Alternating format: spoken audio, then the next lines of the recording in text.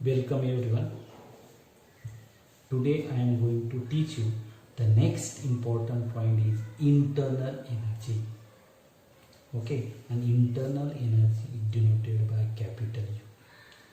Now we know that every substance associated with a certain amount of energy, कुठलाही substance असेल, प्रत्येक substance काय करतो, एक ऊर्जा धारण करतो. ओके, मग ती कायनेटिक एनर्जी असेल, म्हणजे गतिज ऊर्जा असेल किंवा पोटेन्शियल एनर्जी असेल, आणि ती ऊर्जा कुठल्या फॉर्ममध्ये स्टोअर करतो सबस्टन्समध्ये, तर इंटरनल एनर्जीच्या फॉर्ममध्ये स्टोअर करतो. एवढी substance associated with a certain amount of energy and this energy stored in a substance in the form of internal energy, and internal energy denoted by capital U. Is it clear?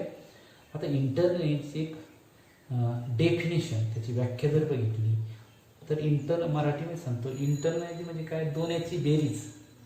Kinetic energy सबस्टन्समध्ये असणाऱ्या किंवा सिस्टीममध्ये असणारी kinetic energy आणि potential energy या दोन्हीची एकूणात, दोन्हींची बेरीज म्हणजे इंटरनल एनर्जी.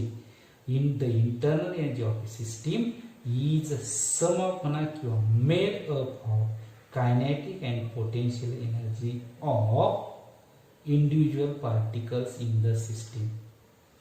त्या प्रत्येक पार्टिकल, सिस्टीममध्ये असणाऱ्या प्रत्येक पार्टिकलची कायनेटिक एनर्जी आणि पोटेन्शियल एनर्जी या दोन्ही मिळून जे तयार होते ते काय तयार होते, internal energy.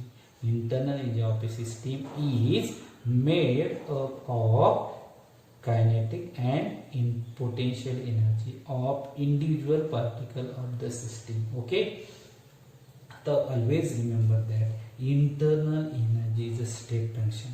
That means it depends upon the initial state and final state. हे स्टेट फंक्शन आहे, ते दोन्ही इनिशियल स्टेट आणि फायनल स्टेटवर डिपेंड असते. Okay, therefore a change in internal energy of the system is given by equation delta U is equal to U2 minus U1. U1 म्हणजे काय रे, तर internal energy of the initial state. U2 म्हणजे काय, internal energy of the final state.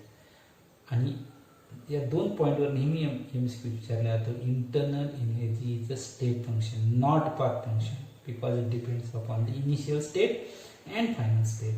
आणि also internal energy extensive property, म्हणजे internal energy depends upon the quantity of matter present in the system. Therefore it is an example of extensive property.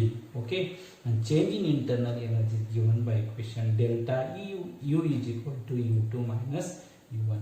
Okay, आता या ठिकाणी काय आपण त्याचे point बघू. काय होते, the energy transfer to the system by cooling, by किंवा बाय हिटिंग. हीट करून कुठली सिस्टीम असेल त्याला हीट प्रोव्हाइड केली आपण on the burner. Okay, the internal energy of the system increases किंवा internal energy of the system increases due to the addition of heat. Okay, heat किंवा performing work on the system by the surrounding. System वरती सराउंडिंगचं work जर झालं तर त्या ठिकाणी internal energy काय होते, इन्क्रीज होते. दुसरं काय, the energy transferred from the system by cooling. एखादी सिस्टीम आहे त्याला आपण कूल केलं म्हणजे त्यातली हीट एनर्जी लॉस झाली, बरं, ट्रान्सफर झाली फ्रॉम सिस्टीम टू सराउंडिंग. किंवा by performing work by the system on the surrounding, then the internal energy of the system is decreases किंवा remove the internal energy from the system. त्या ठिकाणी सिस्टीमचं सराउंडिंगवरती work झालं किंवा सिस्टीममधून हीट एनर्जी ट्रान्सफर झाली by cooling, then also decrease the किंवा removal of internal energy of the system. Okay, आता फॉर एक्झाम्पल तुम्हाला एक दोन एक्झाम्पल सांगतो. For example 40 kilojoule of heat supply to the system, they it will be added to the internal energy of the system. त्या ठिकाणी internal energy increase होते किंवा add होते. That is delta U is equal to plus 40 kilojoule. Change in internal energy किंवा increase in internal is equal to plus 40 kilojoule. आता if 40 kilojule of heat transfer from the system to its surrounding, then it would be release the internal energy of the system, and then delta is equal to, समजा त्या ठिकाणी 40 kilojoule heat ही release झाली किंवा transfer झाली system मधून surrounding मध्ये, internal energy कमी होणार. कितीने कमी होणार? Delta U is equal to change in internal energy is equal to -40 kilojoule. उलट ऍड केली, सप्लाय केली, त्या ठिकाणी इंटरनल एनर्जी इन्क्रीज होणार, आणि जर सिस्टीम मधून रिलीज केली किंवा रिमूव्ह केली तर त्या ठिकाणी डिक्रीज होणार.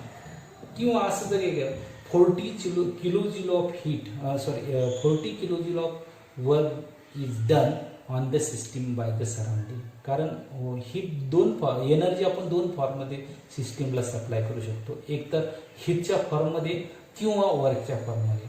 आता या ठिकाणी मी स्टेटमेंट बदललं, if 40 kilojule of work is done by the on the system by the surrounding, then it would be internal energy of the system would be increases, that is the delta U is equal to plus 40 kilojoule.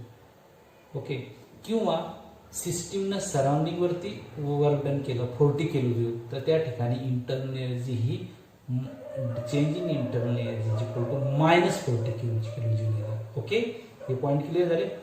Next point आहे तो म्हणजे first law of thermodynamics. Okay. आता या ठिकाणी first law of thermodynamics is simply the conservation of energy. काय सांगतो first law? कशाशी related आहे? फक्त द कॉन्झर्वेशन ऑफ एनर्जी, ऊर्जेचे जतन. Okay.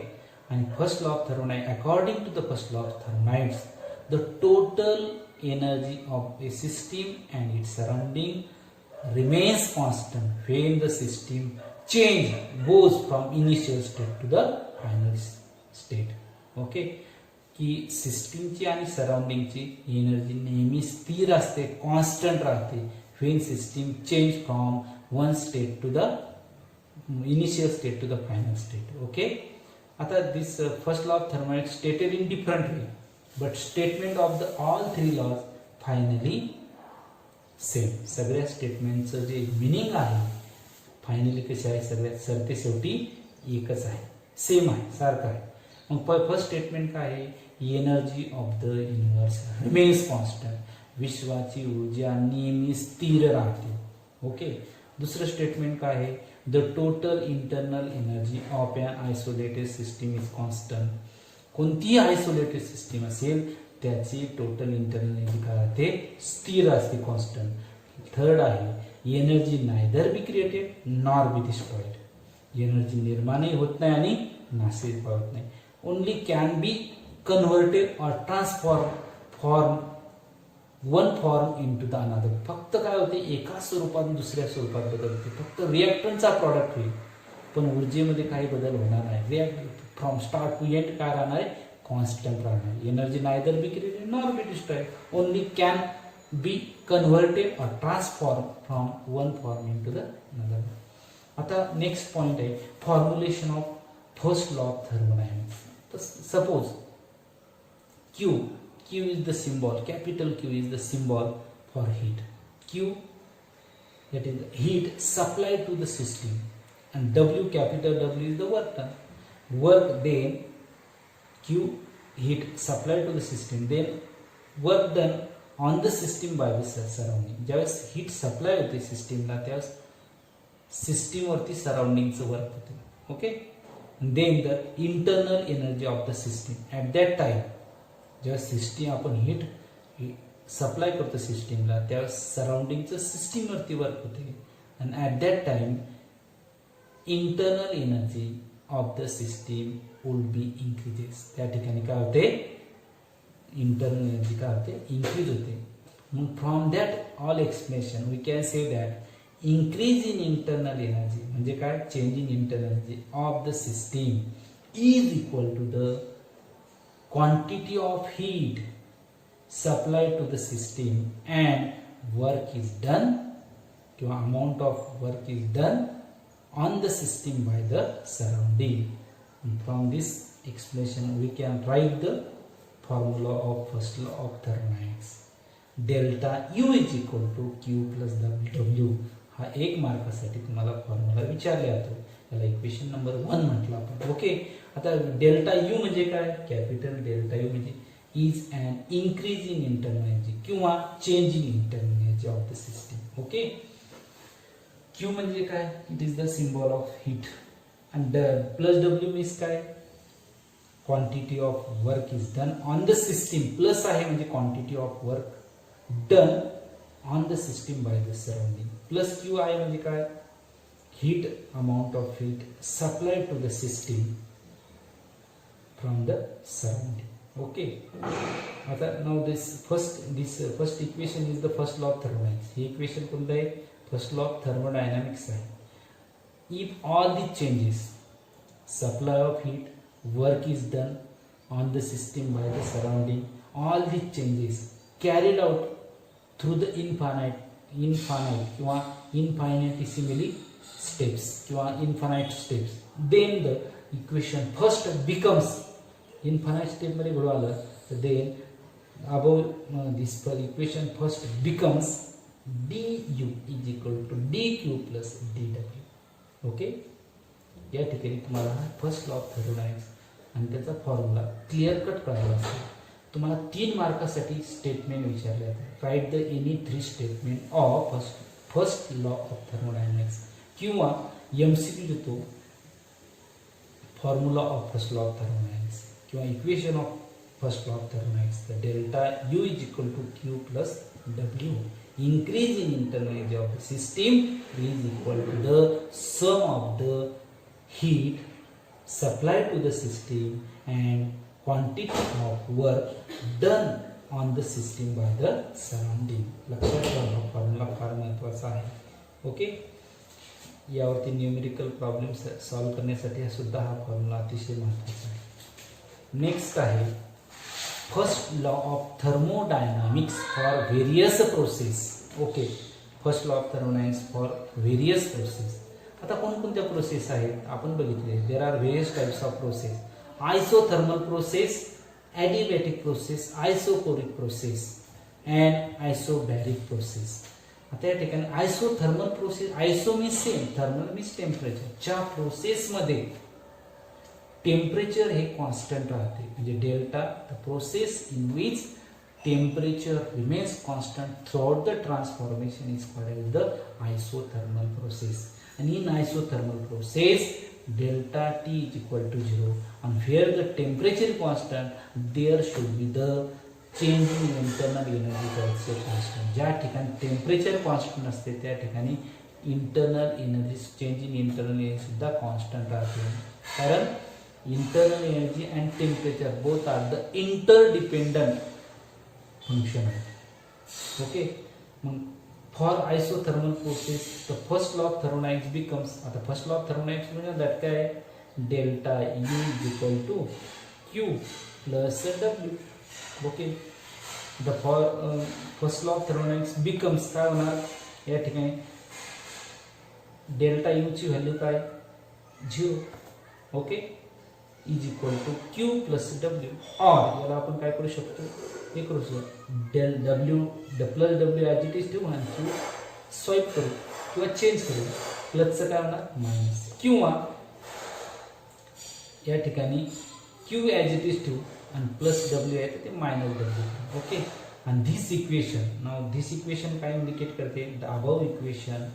This equation indicate that किंवा implies that heat absorbed by the system is entire. जेवढी heat absorb केली absorbed by the system is entire used for doing the work on the surrounding.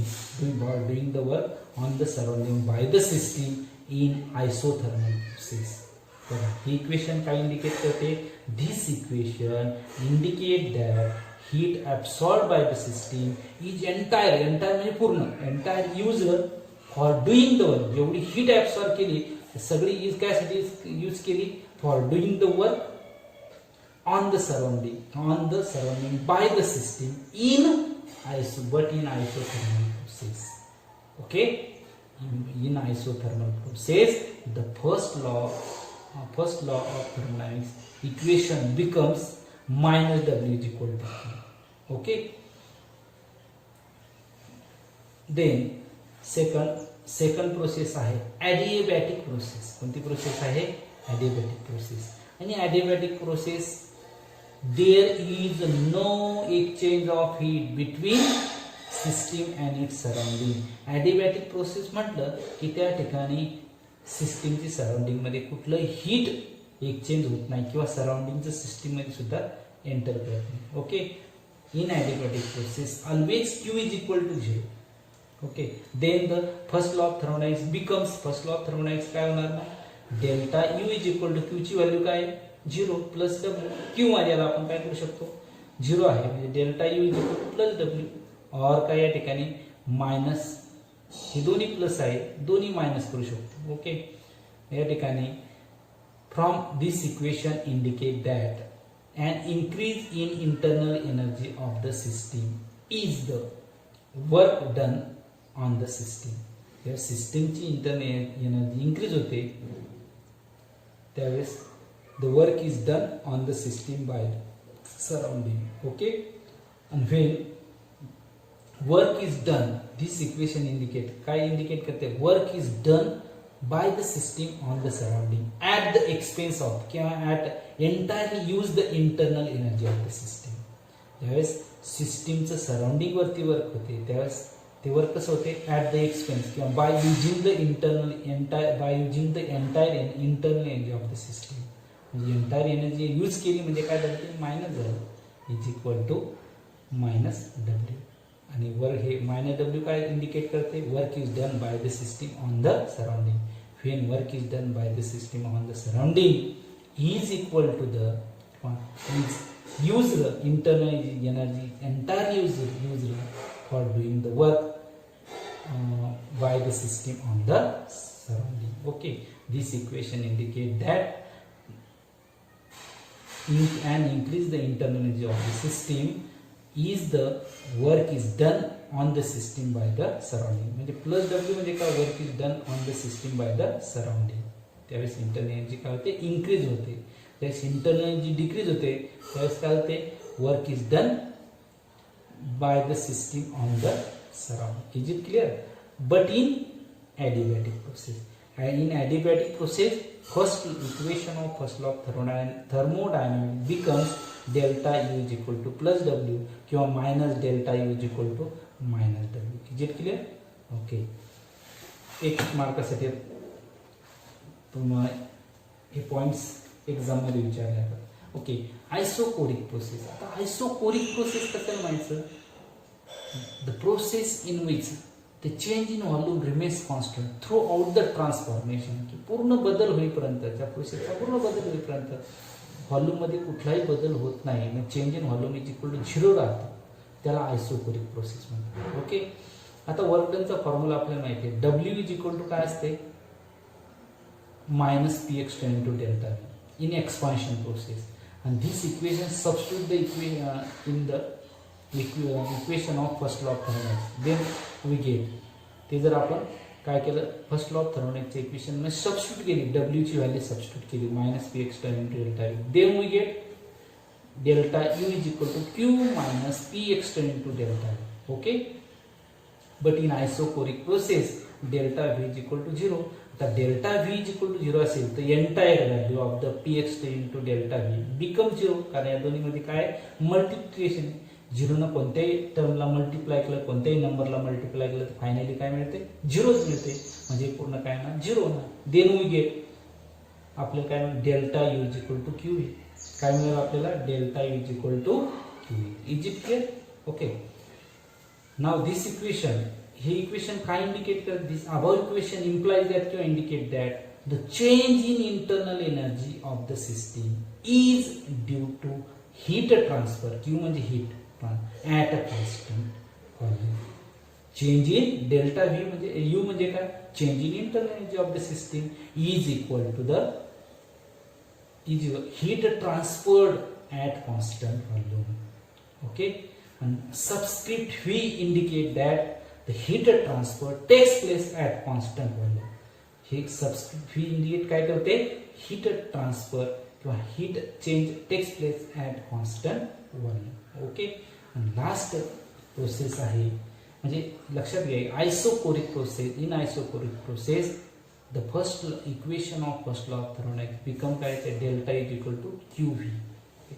ते last आहे last isobaric process. Isobaric process म्हणजे कशाला म्हणायचं, the process is in which pressure of the system remains constant throughout the transformation. Okay, त्या ठिकाणी but in isobaric process change in volume is not equal to 0. त्या ठिकाणी change in volume हा 0 नसतो. Example सांगते, most of the chemical reactions are carried out under the constant external atmospheric pressures. constant external atmospheric pressure. Okay. या ठिकाणी आपण delta V is not equal to 0. आता we know that आपल्याला माहिती आहे काय की heat transfer at a constant pressure from system to surrounding and surrounding to system Q is equal to QP. Means Q replaced by QP from this equation. म्हणजे या equation मधून काय केलं, Q ला आपण QP ने रिप्लेस करा. QP म्हणजे काय, heat transfer from system to surrounding and vice versa at constant pressures. Okay. आपण काय सॉल्व केलं किंवा एक्सचेंज केलं. एक्सचेंज केल्यानंतर फायनल काय मिळेल, QP is equal to delta U मायनसचं काय झालं या ठिकाणी plus P extra into delta V. आणि this equation of first law of thermodynamics in isobaric process. Is it clear? Okay. Now next आपल्याला बघायचं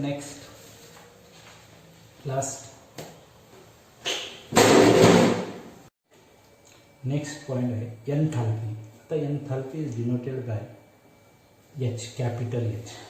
आता 1 मार्कासाठी बोर्ड एक्झाममध्ये त्याचे डेफिनेशन विचारले जाते.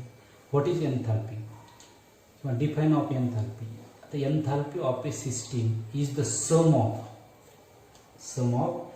internal energy U of a system and the equivalent energy of PV work is called enthalpy. बघा again I will repeat. परत मी repeat करतो की enthalpy it is the sum of internal energy U of a system and energy equivalent to the PV work is called enthalpy. आणि मग from this definition we can write this equation. H is equal to enthalpy is equal to U internal energy plus PV work energy. Okay. या definition आपण हे equation लिहिलं. Okay. तर नाव U is the state function, internal is state function, pressure is state function, volume is state function. Therefore of course H is also state function. Hence change in enthalpy of a system is given by कुठल्या system जर आपल्याला change in enthalpy काढायचं असेल तर delta H is equal to final state of the enthalpy minus initial state of the enthalpy H2 minus H1 is equal to delta H.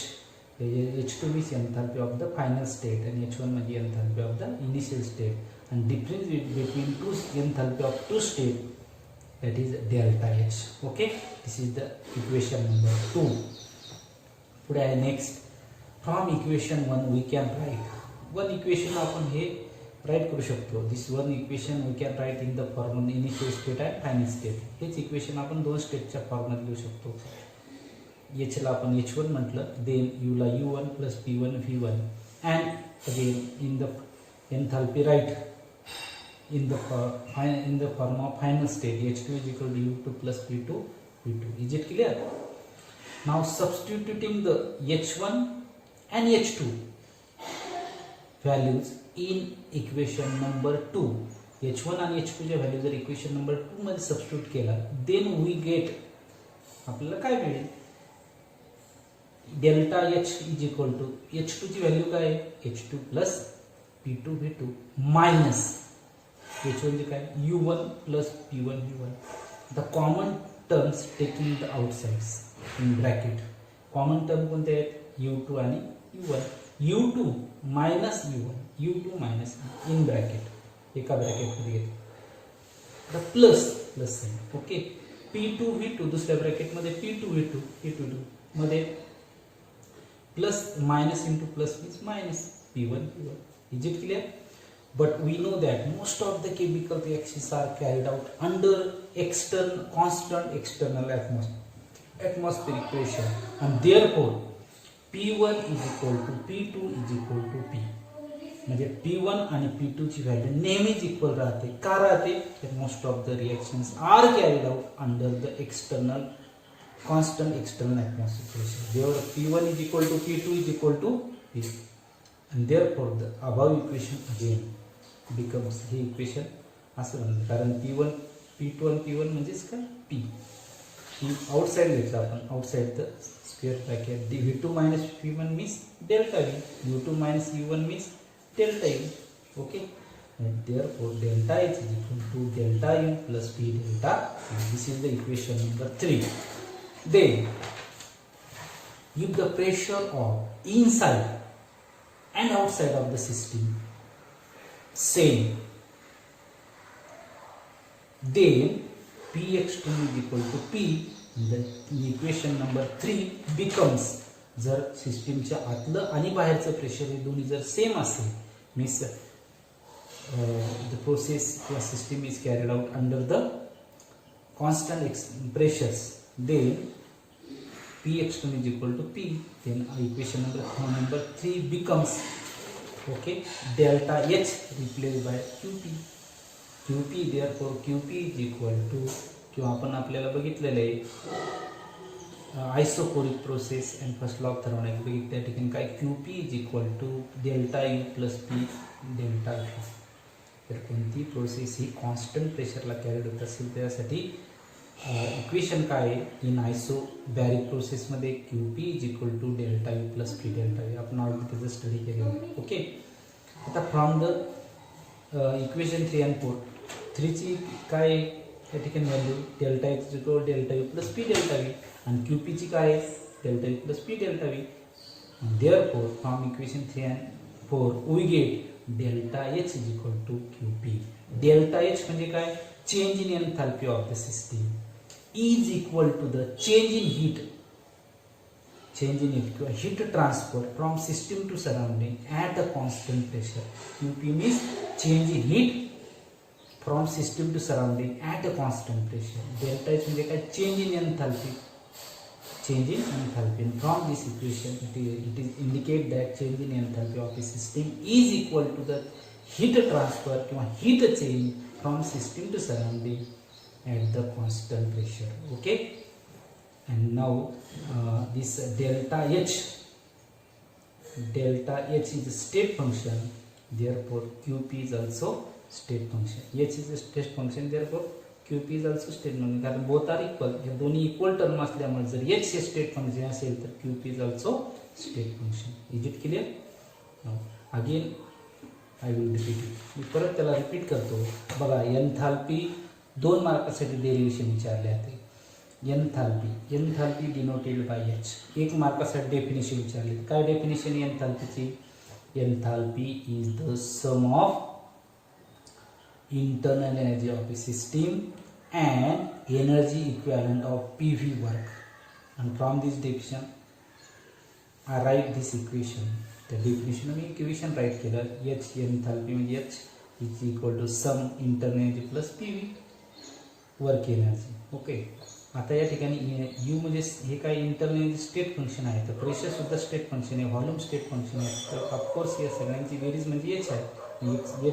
H सुद्धा काय ना state function आहे ना. हे change in enthalpy of a system is given by final enthalpy of the final state minus enthalpy of the initial state. Okay. From equation 1 we can write this equation 1 we can write in the form of initial state and final state like this. H1 is equal to U1 plus P1 V1 and H2 is equal to U2 plus P2 V2. Substituting the H1 and H2 values in equation number 2, then we get या दोन्हीच्या value जर equation 2 मध्ये substitute केल्या, then we get delta H equal to U2 plus P2 V2 minus U1 plus P1 V1.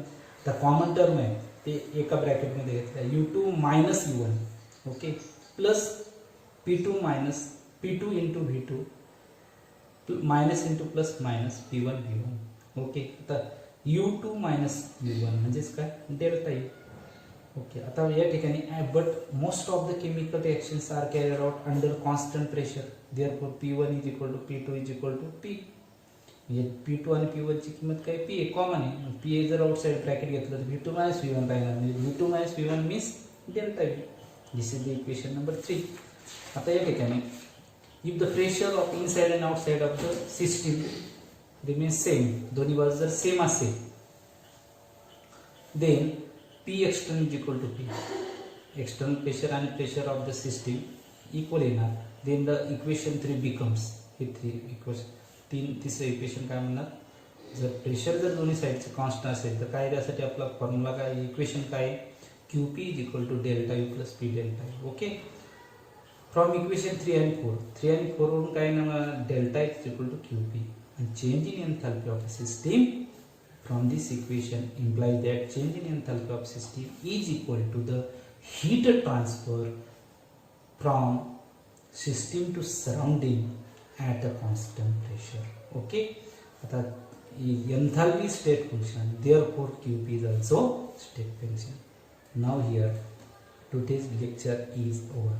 Remaining part tomorrow I will teach you okay. Thank you.